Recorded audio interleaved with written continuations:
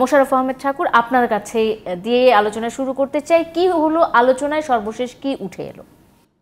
দেখুন, গতকালকে আপনি যেটা বলেছেন যে প্রধান উপদেষ্টার সাথে বৈঠকের পরে বিএনপির মহাসচিব মির্জা ফখরুল ইসলাম আলমগীর সাংবাদিকদেরকে ব্রিফ করার সময় যথার্থই বলেছেন। যে কয়টা কথা বলেছেন আমি খুব শর্ট করে বলি।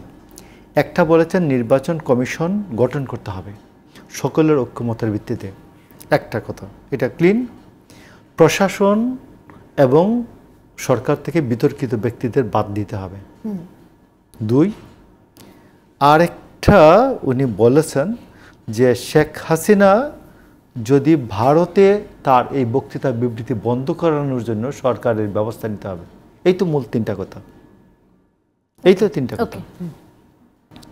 তো 3টা কথাকে যদি আমি ধরি, প্রথমটাতে আসি, নির্বাচন কমিশন ঐক্যমতের ভিত্তিতে হওয়ার প্রশ্নে আমার মনে হয় কারো দ্বিমত নাই, কেউই দ্বিমত করবেন না। আমি মনে করি যে কোনো রাজনৈতিক দলই করবে না। হ্যাঁ, ঐক্যমতের ভিত্তিতেই হওয়া উচিত। আসুন, এখন সংস্কার সম্পর্কিত যে কথাগুলি আছে, মুজাহিদুল ইসলাম সেলিম, আমি গতকালকে একটা অনুষ্ঠানে উনি বলছেন, প্রবীণ বর্ষিয়ান রাজনীতিবিদ বাংলাদেশের, তো তিনি বলেছেন সংস্কারটা কিসের? তিনি বলেছেন পরবর্তী সরকার সে সংস্কার করবে, এই সরকারের কোনো ম্যান্ডেট নেই সংস্কার করার। 1। 2 নম্বর, আপনি 16 তারিখ বা 20 তারিখ থেকে যদি 26 তারিখ অবজার্ভ করেন, 20 তারিখে 20শে জুলাই 2024 সালের 20শে জুলাই ছাত্ররা বললেন 9 দফা। এরপরে 24 তারিখে এসে বললেন 4 দফা আমরা দিলাম, এই 4 দফা যদি বাস্তবায়িত হয় তাইলে আমরা 8 দফা উপস্থাপন করব। এই 4 দফা এবং 8 দফা আপনি গুগলে গিয়ে এদিকেও টান দেন যে ছাত্র আন্দোলনের 2024-এর ছাত্র আন্দোলনের 9 দফা, 8 দফা, 4 দফা। এখানে কোথাও কোনো সংস্কারের কথা লেখা নাই। কোনো 8 দফা, 4 দফা, 9 দফা কোথাওই কোনো জায়গায় সরকারের পদত্যাগের কথাও লেখা নাই। ঠিক আছে? তাইলে এই যে গণ আন্দোলনটা হয়েছে, গণ আন্দোলনে সরকারের পতন হয়েছে। এই গণ আন্দোলনের যে বেজ হিসাবে যদি ধরি 8 দফা, 9 দফা, 1 দফা, এখানে কোথাওই সংস্কারের প্রশ্ন কিছুই নাই। সংস্কারের জন্য আন্দোলন গভর্নমেন্ট মানুষ করে নেই, ফালতু কথা। কথাটা ক্লিন। সরকার গঠিত হওয়ার পরে আমাদের সুশীলরা যখন বলেছেন যে এই স্বৈরাচার শাসন ব্যবস্থাটা কায়েম করেছিলেন যে শেখ হাসিনার যে অবস্থাগুলোর উপর বেস করে, এই জায়গাগুলি সংস্কার হওয়া দরকার। যেমন পুলিশের সংস্কার হওয়া দরকার, প্রশাসনের সংস্কার হওয়া দরকার, আমাদের বিচার ব্যবস্থার একটু সংস্কার হওয়া দরকার। এইগুলি না হলে একটা জেনুইন নির্বাচন হওয়া সম্ভব না। মানে একটি নির্বাচনের প্রশ্নে, জেনুইন নির্বাচন হওয়ার প্রশ্নে, একটা জেনুইন নির্বাচন হওয়ার প্রশ্নে, একটা সুষ্ঠু স্বাভাবিক নির্বাচন হওয়ার প্রশ্নে একটা সংস্কার হওয়া দরকার। এই তো কনসেনসাসটা রাজনৈতিক দলগুলি বলছে যে ঠিক আছে। এখন রাজনৈতিক দলগুলির মধ্যে আপনি দেখবেন, নাজমুল আশরাফ ভাই এরা তো আমাদের সমসাময়িক, ক্লাসে 2 দল থাকে। স্যাররা যখন, আমাদের সময় ট্র্যাডিশনাল সিস্টেম ছিল, তো স্যাররা জিজ্ঞেস করতো কী অবস্থা, পরীক্ষা কী অবস্থা। যাদের পরীক্ষার প্রিপারেশন খুব ভালো, ওরা বলে স্যার কোনো সমস্যা নাই। যাদের পরীক্ষা মোটামুটি দেন স্যার, আর যাদের পরীক্ষার প্রিপারেশন নাই, এরা একটা সলচুদা খুঁজতো যে কোনো একটা ঝামেলা বাঁধাইয়া পরীক্ষা পিছিয়ে দেওয়া যায় কিনা। সায়েন্স ফ্যাকাল্টিতে ফুলাফান করতো কি যে কোনো একটা ঝামেলা বাঁধাইয়া আগের দিন গেটে তালা মেরে দিত। তো এই ছিল, এইটা হলো অবস্থা। এখন যেসব নির্বাচন একটা পরীক্ষার মতো, যেসব রাজনৈতিক দল তাদের নির্বাচন ফেস করার মতো প্রিপারেশন ইজ গুড, তারা বলে এখন নির্বাচন হোক, কোনো সমস্যা নাই। বিএনপি কি বলছে এখন হোক? বিএনপি বলছে যে আমার নির্বাচন হইতে কোনো সমস্যা নাই।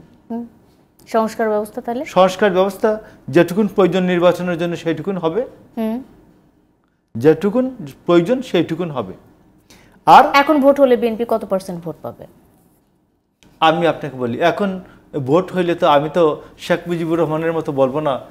এই যে আহমদ ছফার একটা বইয়ে লেখা আছে যে এই কি বলে, আব্দুর রাজ্জাক, জাতীয় অধ্যাপক আব্দুর রাজ্জাক শেখ মুজিবুর রহমানকে জিজ্ঞেস করছিলেন যে আপনি বেশ ভালো সংখ্যক সিট অপোজিশনকে ছেড়ে দেওয়া উচিত স্ট্রং। তো উনি বলছেন আমি তো দেখি না 5-7টার বেশি বিরোধী দল সিট পাবে। আমি এরকম বলতে চাই না, যে আমি মনে করি যে সরকারি দল সঠিক লাইনে চলার জন্য অপোজিশন ভালো সংখ্যক সিট পাওয়া উচিত, নাইলে এই সরকারি দল যে কোনো কেউ, মানে আপনি বিএনপির কথা বলছেন না, আপনি বলছেন যে অপোজিশনে যে থাকবে তার ভালো সিট পাওয়া দরকার। সরকারি দল সেফ হওয়ার জন্য Okay. অপোজিশনের একটা ভালো সংখ্যক সিট পাওয়া উচিত অপোজিশন। এবার আমাকে মোশাররফ ভাই বলেন আপনি যে ঠিক এই মুহূর্তে যদি এই প্রধান উপদেষ্টা অন্তর্বর্তীকালীন সরকারের মতিগতি হয় এবং তারা যদি বলে যে ঠিক আছে আমরা নির্বাচন দিয়ে দিব 3 মাসের মধ্যে বা আগামী 5 মাসের মধ্যে, সেক্ষেত্রে তো বিএনপি ওই যে আওয়ামী লীগ যেরকম ফাঁকা মাঠে গোল দিত সেরকমই তো বিএনপির অবস্থা হয়ে যাবে তখন। সেটা ভালো হবে না। কথাটা হচ্ছে বিএনপি সরকারে নাই, প্রথম কথা হচ্ছে বিএনপি যদি সরকারে থেকে যদি নির্বাচন করত, খালেদা জিয়া যদি প্রধানমন্ত্রী থাকতেন বা তারেক রহমান প্রধানমন্ত্রী থাকতেন, তার সব কি বলে তার নিজস্ব সহচররা মন্ত্রী উপদেষ্টা থাকতেন, থেকে নির্বাচন করতেন, তাহলে একরকম হতো। আর জেনুইন নির্বাচনে যদি আমি আপনাকে বলি, জেনুইন যদি নির্বাচন হয়, জেনুইন নির্বাচন হলে আমি আপনাকে বলি জেনুইন নির্বাচন হলে ওই রকম 293 আর 7 হওয়ার কোনো সম্ভাবনা নেই। জেনুইন নির্বাচনের জন্য আওয়ামী লীগের মতো একটা বড় রাজনৈতিক দলকেও প্রতিপক্ষ হিসেবে আপনাদের পাওয়া প্রয়োজন। আওয়ামী লীগ কোথায় আছে? আমি আপনাকে বলি এইগুলি সময়ে বলা তো যায় না। আমরা 1991 সালের নির্বাচনের আগে জাতীয় পার্টিকে আমরা আমরা কোনো মিটিং মিছিল করতে দেইনি। ছাত্র সংগ্রাম পরিষদ, জাতীয়তাবাদী ছাত্রদল, আমরা আধা কিলোমিটার একটা মিছিল করতে দেইনি। জাতীয় পার্টি কিন্তু 35 সিট পেয়ে গেছে। তো এইটা আমাদের গণতান্ত্রিক রাজনীতিতে, আপনি গণতান্ত্রিক রাজনীতিতে মানি একটা বড় প্রশ্ন, মাসুল একটা বড় প্রশ্ন, জনসমর্থন একটা প্রশ্ন। তো বিএনপির জনসমর্থন আছে, এটা ঠিক। তো এই মুহূর্তে নির্বাচন হলে মানির খেলায় তো বিএনপি তো অবশ্যই মানির খেলায় পিছিয়ে আছে। আমি একটা বলতেছি এজন্য মাসুল প্লে করছে।